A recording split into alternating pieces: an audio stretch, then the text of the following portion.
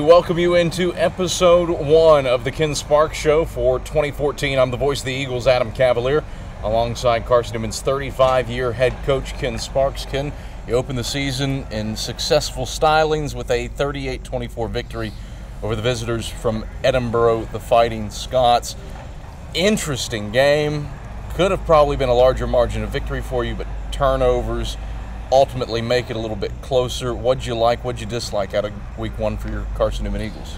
Well, it was a good game for us to learn from. There's so many teachable situations in that ball game, and we really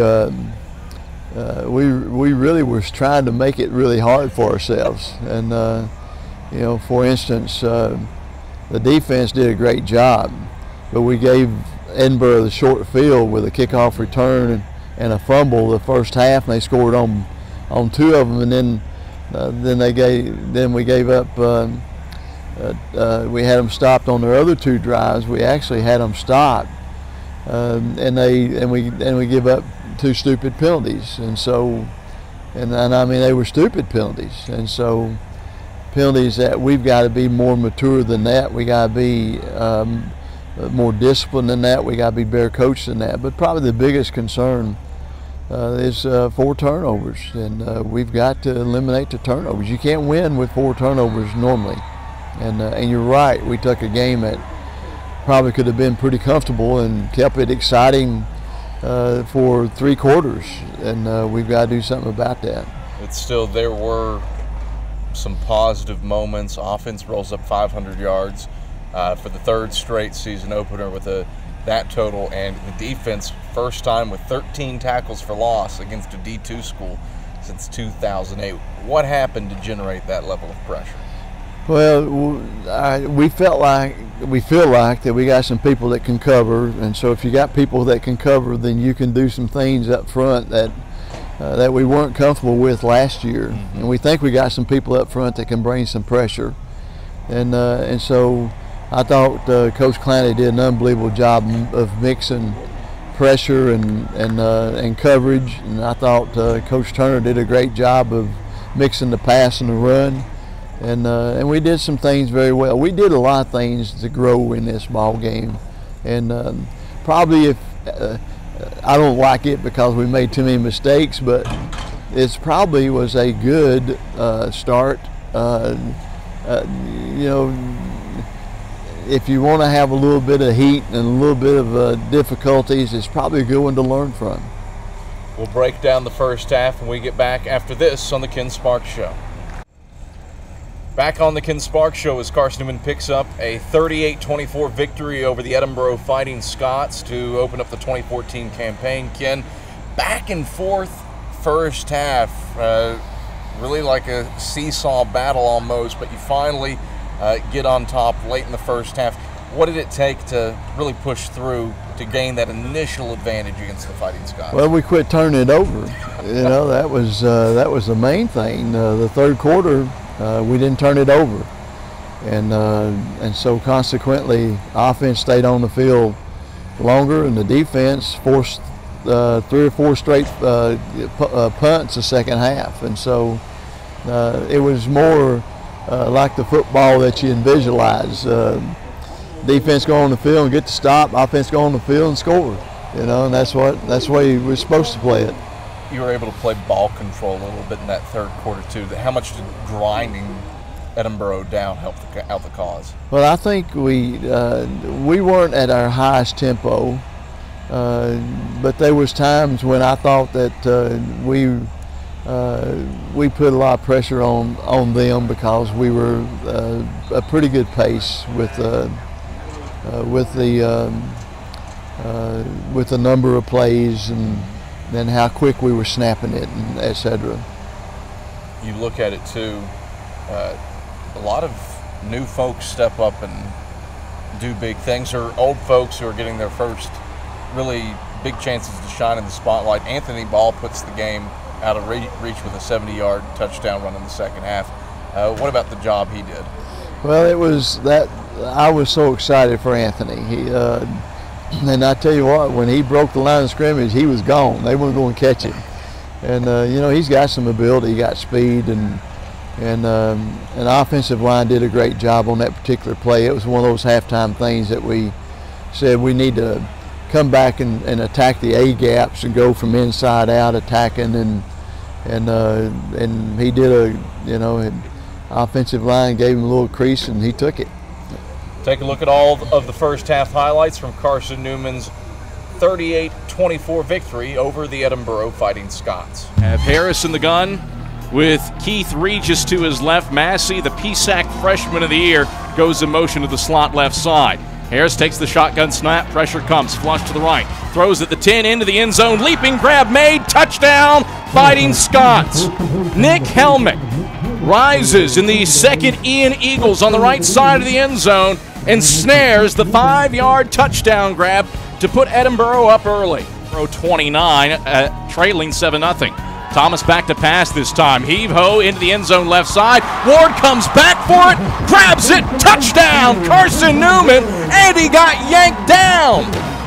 Groves tried to wrap him up before the ball even got there, but Ward makes the adjustment and he has his second career touchdown grab. A 29-yarder, and the Eagles an extra point away from tying it up with 6:38 left in the first quarter. 4th and 4 from the left hash. Thomas takes the snap, rolls right, throwback screen to Hibbett. Hibbett has it with a load of blockers. 20, 15, 10, Hibbett angling to the left pylon. He's in! Touchdown, Carson-Newman! Eagles go for it on 4th down, and they get the touchdown. 28 yards through the air from DeAndre Thomas to Andy Hibbett. And Carson-Newman a PAT away from tying the game with 2:25 left in the first quarter. Harris in the gun with Regis to his left, 2 men out wide to the right, 1 man to the short side left. That's Massey. Harris takes the snap, throws a screen left side for Williams, bobbles it and gets bashed back at the 39. Somehow, Williams managed to hold on to that sucker and paid for it. Michael Chop Ross absolutely eviscerated him for a loss of 1. 3rd and 1 for the Fighting Scots. Eagles trying to force a 3-and-out after the turnover. Harris under center in an A set. Hands off to his tailback, Williams. Williams cut down in the backfield. Dante Thomas shot through like a cannon off the left side of the line and yanked down Williams back in Fighting Scot territory at the 49-yard line. The one, Thomas will sneak it. This one, I thought it was a no-doubter. There's no signal. There you go. Touchdown, Carson-Newman. DeAndre Thomas, his 23rd career rushing touchdown. Simple, easy quarterback sneak. 6 kicks blocked last year for Edinboro's kicking team. See if the Eagles can get to one before the half lets out and preserve a 7-point lead. Ortiz's kick is on the way, and it's dead through the uprights. Paul Ortiz connects on a 33-yard field goal, the first of his career. Those are the first half highlights as Carson-Newman took a 21-17 lead into the locker room. Ken, just how frustrating was that first half at times? Well, it was. It's not the way we had written it up. You know, had a big kickoff return, had against us, had turned the ball over 2 or 3 times, I think 3 times. Had a stupid penalty to give up to keep a drive alive when we had them stopped.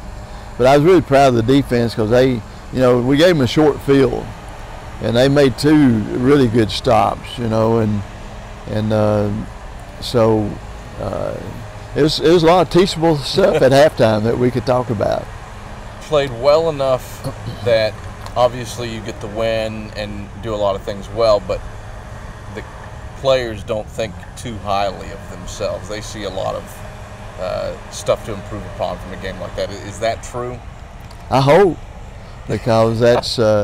As we watched the game, the game this morning at 6 a.m., I hope that they see and are honest with themselves and are realistic that we really made it hard on ourselves. But they were flashes of excellence for us too. I mean, we should be able to see the possibilities that we've got. if we just play it like we need to play it. What's the biggest teachable moment from that game? Well, it's the same thing we've talked about. It's our theme. We got to fight every play. We can't pick and choose when we don't fight. We got to finish some things. Like, for instance, when you got 3rd and long, you got to finish that series, and you certainly can't fumble it or give them a stupid penalty. Mm-hmm. And then be faithful to execute. I'm anxious to see our grades. I've seen some of them. We had a lot of new people playing. Yeah. We played a lot of people, which was great. And so we got to get some young people to step it up. We got to have some old heads to more and more buy into what we're asking them to do and be faithful with that.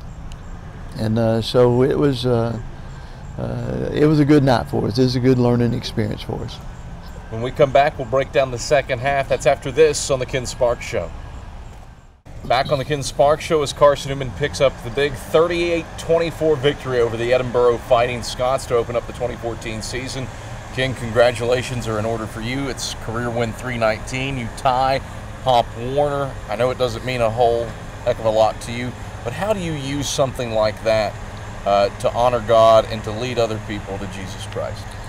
Well, you hit the nail on the head. Anything that happens in our lives, anything, whether it's a victory or a defeat, or winning a lot or losing a lot, it don't matter. It's a matter of being surrendered to the Lord and surrendered to Jesus Christ, who has the keys to eternity and has the keys for life abundant on this earth. And so, and it's not hard to tell these kids about things like that, because most of them have experienced those kinds of things. They've experienced the reality of problems and the reality of probably some victories in their life, and so it's a matter of making sure we take teachable moments and use them. And I think we really got to be careful anytime we take honor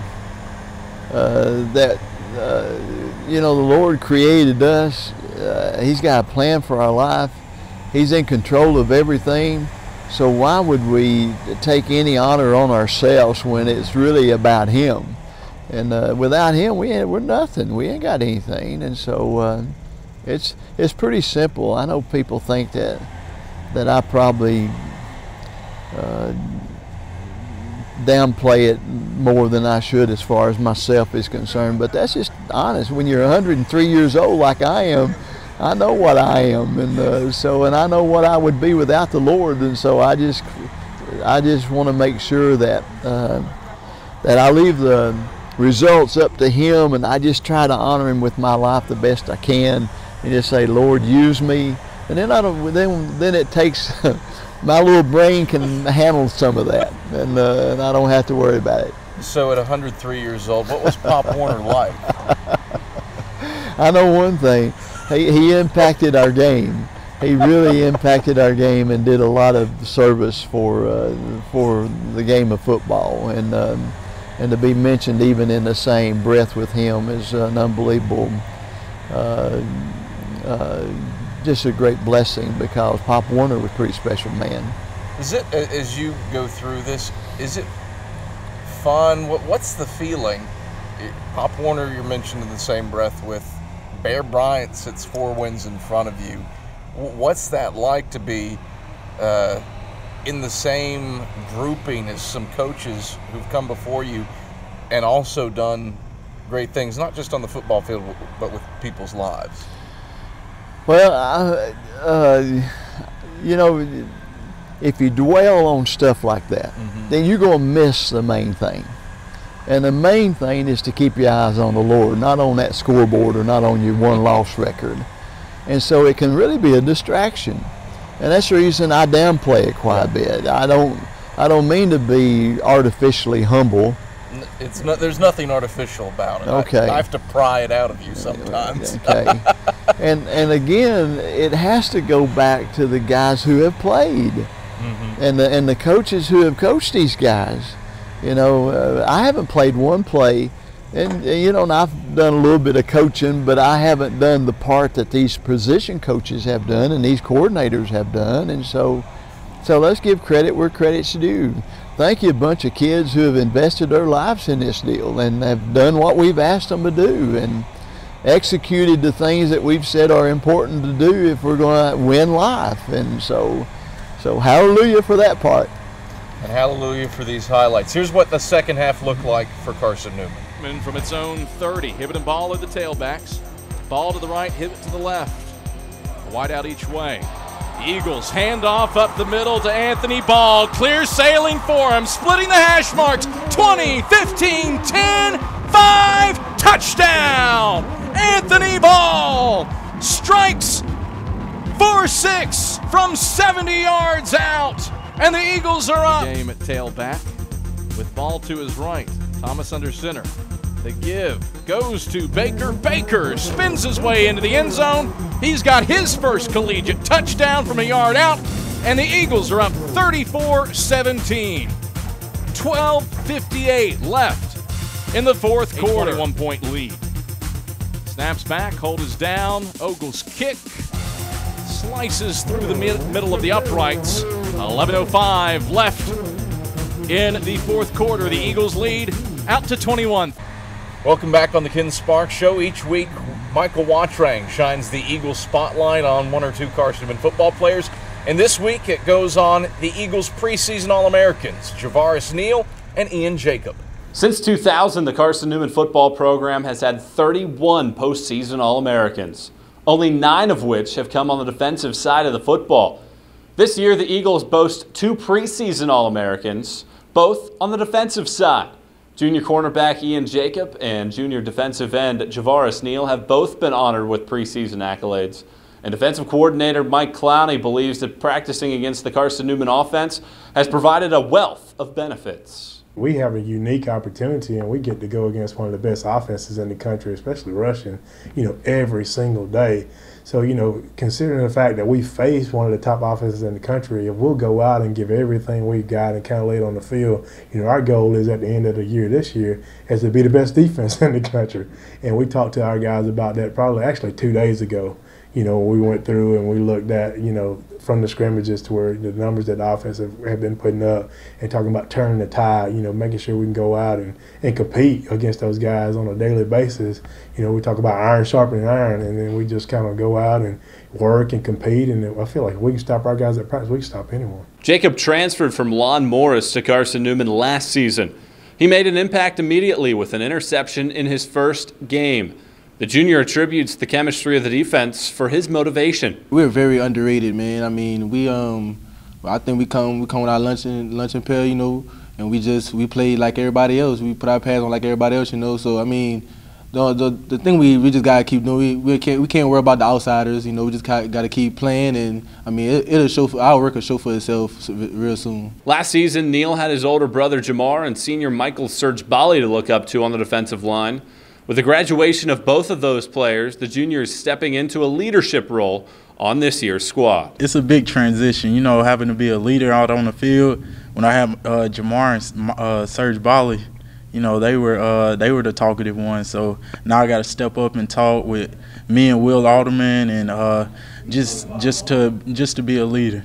Jacob and Neal are 2 of 3 returning players to start all 13 games in 2013. With expectations on both of their shoulders this season, Clowney preaches the necessity of a team effort to allow for individuals to take home awards. Last year, we were able to win 10 games, and, at the end of the year, people start looking at, at your record, and they start kind of determining, hey, that was a pretty good football team. So they go back and they kind of figure out who are the best players on that team. So, they were able to they were some of the best guys on our team defensively last year. So that allowed them to kind of get some postseason accolades. I think our biggest challenge for them this year is, making sure that we have the type of team that would be conducive to them kind of receiving those type of awards at the end of the year this year. Individual accolades are a byproduct of overall team success. It is a theme that has resonated around Mossy Creek since Ken Sparks has been at the helm. Jacob understands that it is time for the defense to sync up with the offense. The main goal is always to win a national championship, and that's what we're striving for. Everybody talks about the ring, and you know, and we just gotta stay linked up like our theme this whole season. Our whole theme is just being linked up, and if we keep grinding and keep working hard, we'll be where we want to be at the end of the season. Each year, the Carson-Newman offense has been among the nation's best. This year, Clowney hopes that his defense is going to match that high standard set forth by the offense. For the Ken Sparks Show, I'm Michael Wattrain. Thank you very much, Michael. And two solid players in Neil and Jacob, and both of whom have seemed to have made some leaps and strides here in 2014. Well, they're two quality kids that are trying their best to max out their lives, and they're gaining ground on that, and they know the difference between right and wrong, and they know the difference between effort and attitude that it takes to get things done, and so I'm proud of those two, very much so. One kid we haven't talked about from the Thursday night's game, Eric Kane. Career high 11 tackles, a sack, 2 tackles for loss. Not a bad second start at middle linebacker. Oh, steady Eric. I'm telling you, he's not big enough, he's not fast enough, he's just got a lot of heart. And he's what Carson-Newman football is all about. Turn the attention now to a lengthy road trip and the first of a trio of road games to close out September. Head up to Detroit to face off against the Wayne State Warriors. Tough loss for them on Thursday night, 18-17 on a last-second field goal to Michigan Tech. I know it. What stands out to you about this year's Warriors club? Well, they've got a whole lot of people back, and I remember the comments last year at the end of the ball game that he was surprised that we were as physical as we were, which means, what does that mean? That means this year they're certainly going to try to make sure that they out-physical us, and so it'll be a battle up there. We played at Wayne State one other time back when we were really a good football team, and struggled like crazy to come out there with a victory. So it's going to be the long trip is going to create some complications, and so it's just some things we got to be smart about, and we got to get it done. Ken, pleasure as always. Thanks for the time. Yes, sir. Thank you. That's Carson-Newman head football coach Ken Sparks. I'm the voice of the Eagles, Adam Cavalier. This has been the Ken Sparks Show. Thanks for watching.